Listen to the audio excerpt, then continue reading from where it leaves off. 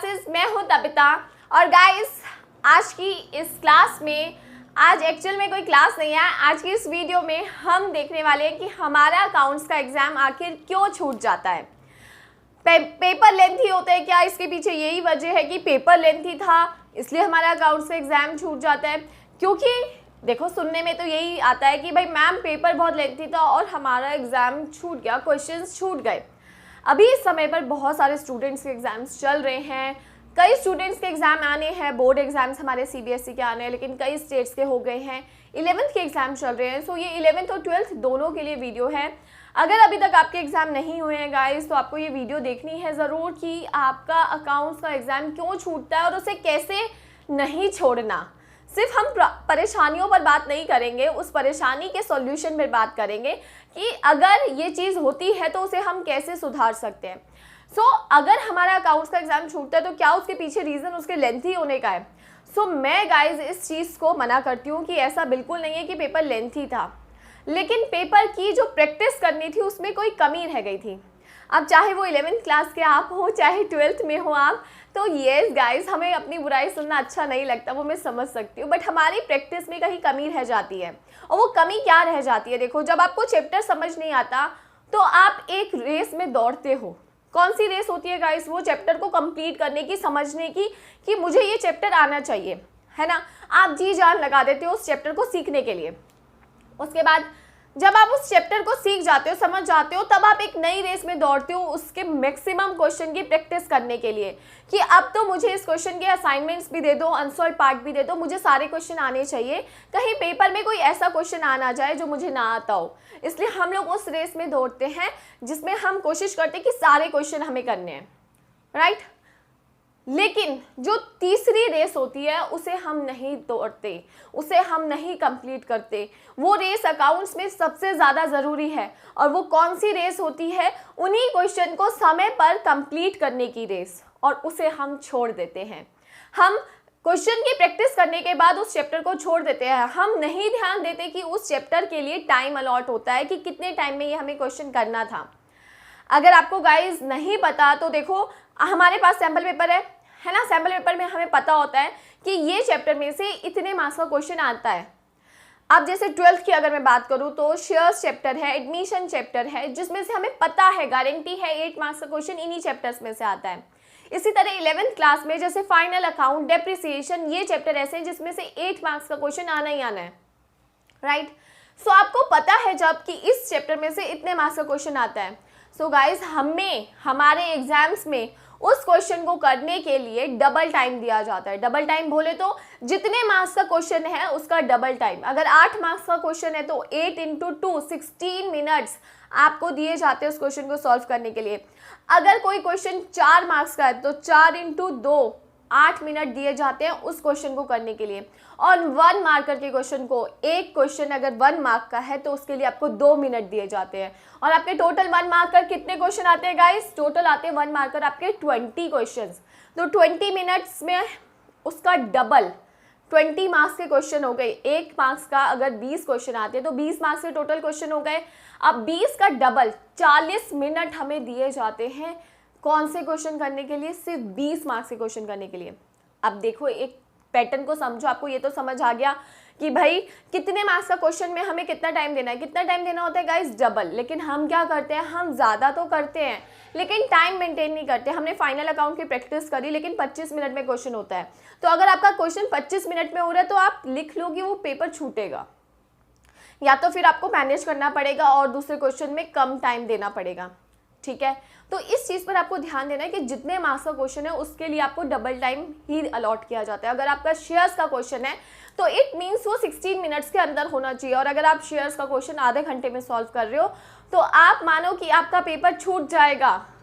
तो आपको प्रैक्टिस बहुत सारा करने पर नहीं, टाइम के साथ करने पर, जो तीसरी दौड़ है जिसे हम दौड़ना भूल जाते हैं उसमें दौड़ना है समय के साथ। फ़ोन सबके पास है, हाथ में टाइम लगा के बैठो, सैम्पल पेपर उठाओ, सैम्पल पेपर में क्वेश्चन के मार्क्स दे रखे होते हैं, फिर उन्हें उतने टाइम के अंदर कंप्लीट करने की तैयारी करो।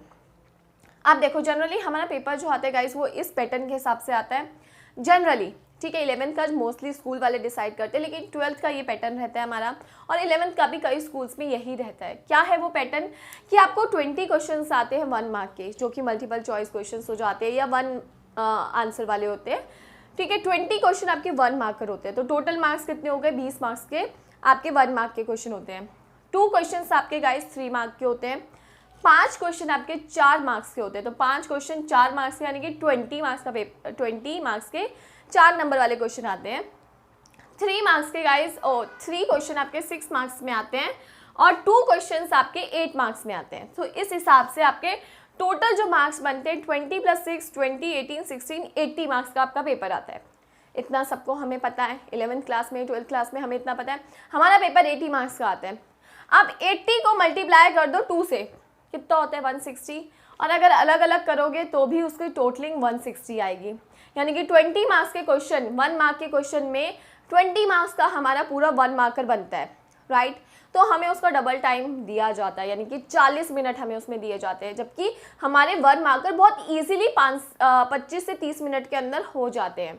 अगर आप बड़े ध्यान से पेपर करते हो तो 25 से 30 मिनट में आपके 1 मार्क का क्वेश्चन हो जाते हैं, और कई बार इससे कम समय में भी हो जाते हैं। सो आप अपना टाइम यहाँ पर भी सेव कर सकते हो। अब टोटल गाइस जो हमारे को मार्क्स के हिसाब से जब हम अपने पेपर को प्रिपेयर करते हैं, तो हमारा पेपर 160 मिनट में हो जाना चाहिए। कितने मिनट में हो जाना चाहिए, 160, जबकि पेपर में हमें कितना टाइम दिया जाता है, 3 आवर्स। 3 आवर्स बोले तो कितने मिनट, 60 मिनट होता है 1 घंटे में, यानी कि 180 मिनट हमें दिया जाता है पेपर को सॉल्व करने में, और जिसमें 15 मिनट तो आपको रीड करने के लिए दिया जाता है, उसे हटा देते हैं। अभी 180 मिनट आपको पेपर में दिया जाता है, लेकिन हमें कितने मिनट में करना होता है, 160, तो 20 मिनट फिर भी हमें मिलते हैं रिवाइज करने के लिए, जो कि हमें पता ही नहीं थे। हम तो सिर्फ प्रैक्टिस, हम तो लास्ट में कर क्या रहे होते हैं कि जो आता है धड़ाधड़ लपेट रहे होते हैं। लास्ट के जो 10 मिनट होते हैं वो लपेटने के होते हैं पेपर को। क्या लपेटने का मतलब क्या है यहाँ पे मेरा, कि जो भी आता है फटाफट धड़ाधड़ कर दो कि 2 मार्क्स 4 मार्क्स 6 मार्क्स 5 मार्क्स मिले तो सही। हमें सही कह रही हूँ ना, यही चीज़ होती है। लेकिन गाइस अगर हम बोर्ड की बात करें, अगर हम एक तरीके की बात करें, तो हमें इस तरीके से तैयारी करनी होती है जिससे हमें हमारा पेपर लेंथी भी ना लगे, छूटे भी नहीं, और मार्क्स ना कटे। मार्क्स क्यों कटते हैं, क्योंकि पेपर छूट जाता है, आता हुआ पेपर भी छूट जाता है। क्वेश्चन आता था बट छूट गया, टाइम नहीं बचा। क्यों, क्योंकि हमने जो क्वेश्चन में जितना टाइम था उससे डबल से ट्रिपल टाइम दे दिया यार। अगर 6 मार्क्स का क्वेश्चन था, 3 क्वेश्चन आते हैं, 18 मार्क्स के टोटल क्वेश्चन थे हुए, तो डबल टाइम 36 मिनट होता है। 36 मिनट बोले तो आधे घंटे से 6 मिनट ज़्यादा, लेकिन अगर हमने वही क्वेश्चन 1 घंटे में जाके अटेम्प्ट करें, आगे का पेपर छूट जाएगा। सो अब आपको जो प्रैक्टिस करनी है गाइस, वो किस हिसाब से करनी है, वो करनी है टाइम के हिसाब से, कि भाई मेरा ये क्वेश्चन इतने मार्क्स का आता है तो इससे डबल टाइम से ज़्यादा मैं नहीं लूँगा। इस हिसाब से तैयारी करोगे तभी आपका पेपर 99 नहीं 100 एंड कितने % भी ले लो, नहीं छूटेगा। यानी कि 1000% में से गारंटी ले लो, अगर आप इस पैटर्न के हिसाब से तैयारी करते हो तो आपका पेपर कभी नहीं छूटेगा। कब, जब आप उसे उसके डबल टाइम में कंप्लीट कर लेते हो। चलो 1-2 मिनट अगर ऊपर लग भी जाते हैं तो वो एडजस्ट हो जाते हैं दूसरे क्वेश्चन के साथ, लेकिन जब हम उससे बहुत ज़्यादा टाइम लगा देते हैं और हर क्वेश्चन में ऐसे 1-2 मिनट करोगे तो भी छूट जाएगा। आपको 20 मिनट रिवाइज के मिलते हैं गाइस पेपर में, लेकिन जो हम यूटिलाइज ही नहीं कर पाते क्योंकि हमारा पेपर कंप्लीट नहीं होता है। सो अब आपको समझ आया कि किस तरीके से तैयारी करनी है इस चीज़ की। And thank you Disha and Ramesh कि आपने मेरे से बोला कि इस पर भी मैम हमें बताओ, क्योंकि मैं भी चाहती थी कि ये चीज़ आपके सामने रखूं, और आई थिंक यही सही समय था कि आप लोगों को ये चीज़ें पता चलनी चाहिए। गाइज अगर आपने अभी तक तैयारी नहीं करी है इस हिसाब से, तो प्लीज़ मार्क्स को कंसीडर करके तैयारी करो, अदरवाइज़ पेपर में डिफ़िकल्टी हो जाएगी। लेकिन अगर आप इस हिसाब से तैयारी करोगे गाइस, तो आई एम डैम श्योर कि आपका पेपर 100% कंप्लीट होगा एंड मार्क्स भी 100% आएंगे। सो आपको तैयारी घड़ी के साथ करनी है, ठीक है गाइस। Thank you.